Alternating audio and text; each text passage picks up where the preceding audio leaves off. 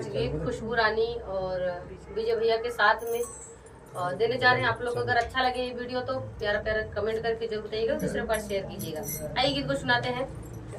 मोरावा बोलिया बोलई अब का करी, मोरावा बोलिया बोलई अब का करी, मोरावा बोलिया बोलई अब का करी, मोरावा बोलिया बोलई अब का करी।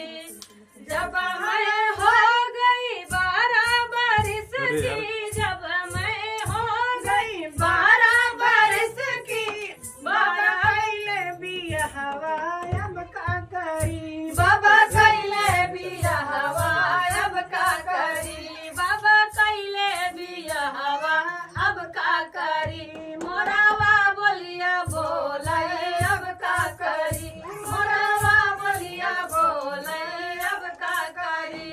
जब मैं हो गई 16 बरस की, जब मैं हो गई 16 बरस की, 16 बरस की हो 16 बरस की, बाबा कैले गवनवा अब का करी, बाबा